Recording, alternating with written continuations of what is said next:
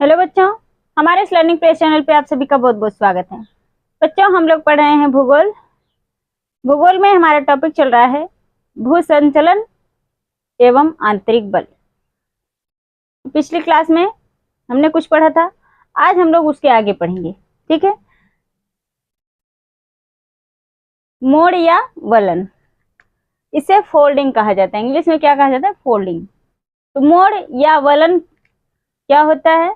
बच्चों, भूपटल पर जब अवसादी चट्टानों की रचना होती है तो प्रारंभ में उनके स्तर जो है समतल होते हैं, किंतु भूपटल की चट्टानों में संपीड़न गति के कारण जब इन पर दोनों ओर से या एक ओर से दबाव पड़ता है तो बीच वाले भाग में सिकुड़ने पड़ जाती हैं। चट्टानी स्तरों के इस प्रकार से बहुत अधिक मुड़ जाने को ही वलन या मोड़ कहा जाता है। ठीक है, तो चलिए थोड़ा सा लिख लेते हैं। वलन,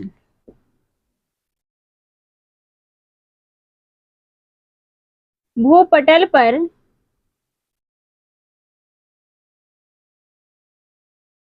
जब अवसादी चट्टानों की रचना होती है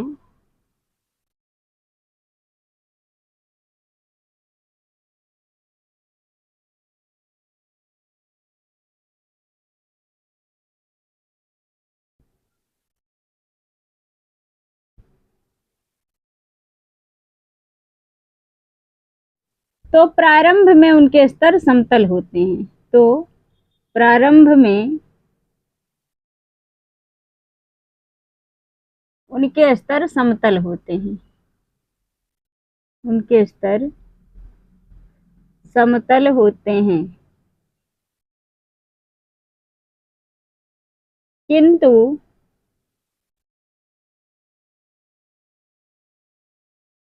भूपटल की चट्टानों में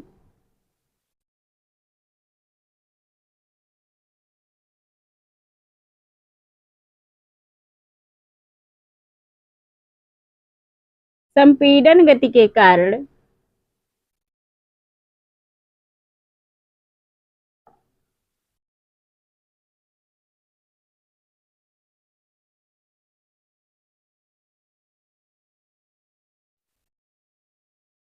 जब इन पर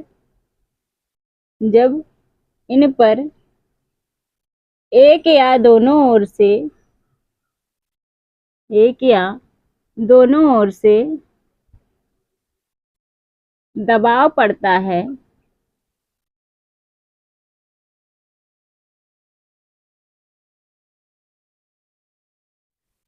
तो बीच वाले भाग में सिकुड़ने पड़ जाती हैं। तो बीच वाले भाग में सिकुड़ने पड़ जाती हैं।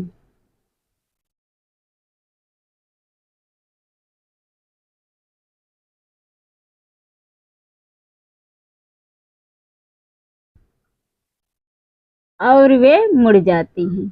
और वे मुड़ जाती हैं।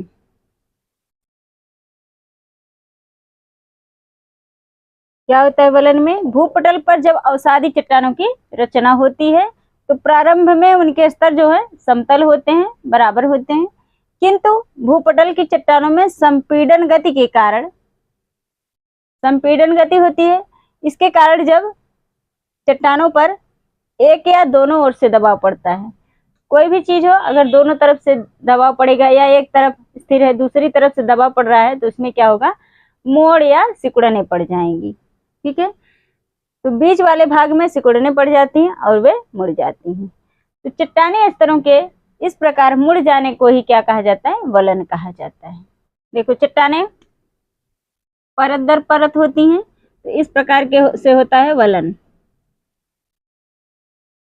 इस तरह से चट्टाने मुड़ जाती हैं।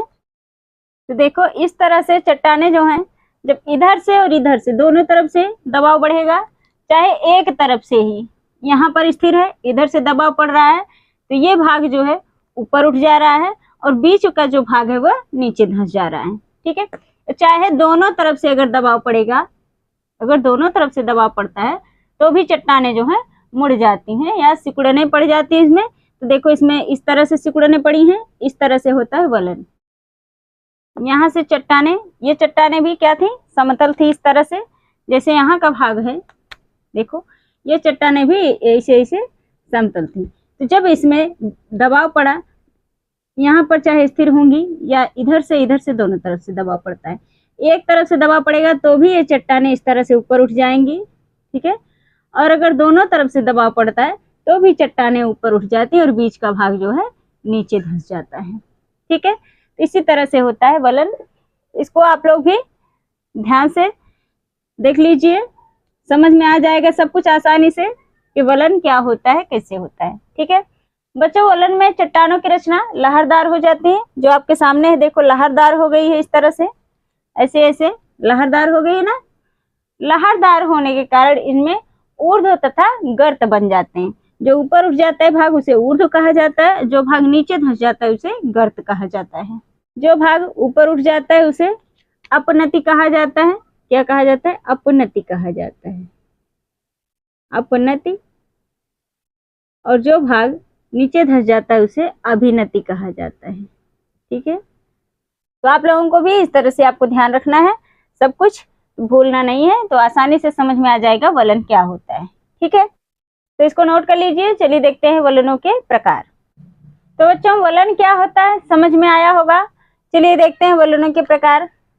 तो वलन कुल 6 प्रकार के होते हैं। वलन या मोड़ जो हैं 6 प्रकार के होते हैं।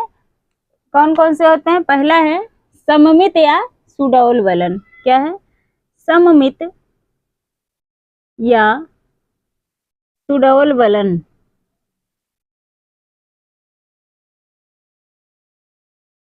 सममित या सुडौल वलन क्या होता है? जब 2 दिशाओं से पड़ने वाला संपीड़नात्मक बल एक समान होता है, ठीक है। जब 2 दिशाओं से, इधर से भी इधर से भी, 2 दिशाओं से पड़ने वाला संपीड़नात्मक बल जो होता है एक समान होता है, तब सममित वलनों की रचना होती है। वलन में उसकी भुजाएं जो हैं सुडौल होती हैं। वलन की दोनों भुजाओं का झुकाव जो है समान होता है। इसकी अक्ष रेखा जो है लंबवत होती है और इस प्रकार के वलन जो हैं खुले हुए तथा सीधे होते हैं, ठीक है। तो ये होते हैं सममित या सुडौल वलन। दूसरा है असममित या बेडौल वलन। क्या है? असममित या बेडौल वलन।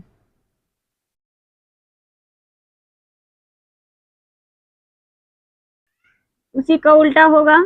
जब विपरीत दिशाओं से आने वाला संपीड़नात्मक बल असमान होता है, तब वलन में छोटी भुजा का झुकाव लंबे भुजा की तुलना में लंबे भुजा से अपेक्षाकृत अधिक होता है, तो उसे असममित वलन कहा जाता है, ठीक है। तीसरा है जब वलन की एक भुजा बिल्कुल लंबवत होती है और दूसरी भुजा का झुकाव बिल्कुल कम होता है, तो उसे क्या कहा जाता है? एकनत वलन कहा जाता है।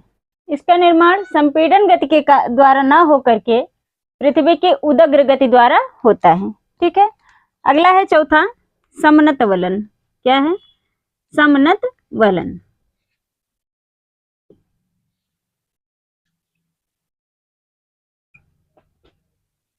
चौथा है समनत वलन। जब संपीड़न गति के कारण दोनों दिशाओं से समान दबाव पड़ता है, तो मोड़ की दोनों भुजाएं जो है एक ही दिशा में झुक जाती हैं और वे एक दूसरे के समानांतर भी होती हैं। ऐसे वलन समनत वलन कहलाते हैं, ठीक है। पांचवा है परिवलन। क्या है? परिवलन।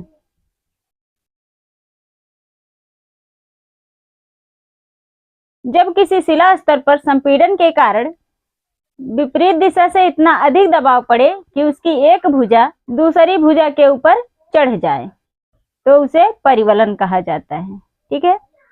छठा है पंखाकार वलन। क्या है? पंखाकार वलन।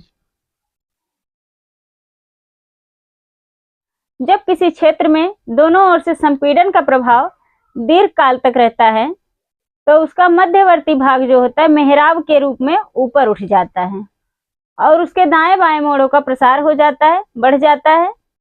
शिलाओं में इस प्रकार मोड़ों की रचना हो जाने से उसका आकार जो है पंखे के समान दिखाई देता है। उसका आकार जो है पंखाकार हो जाता है। इसे ही क्या कहा जाता है? पंखाकार वलन, ठीक है। तो ये हैं वलनों के प्रकार। वलन 6 प्रकार के होते हैं। सममित या सुडौल वलन, असममित या बेडौल वलन, एकनत वलन, समनत वलन, परिवलन और पंखाकार वलन। ठीक है, तो बच्चों इसको ध्यान से पढ़िए, नोट कर लीजिए। इसके आगे हम लोग पढ़ेंगे नेक्स्ट क्लास में।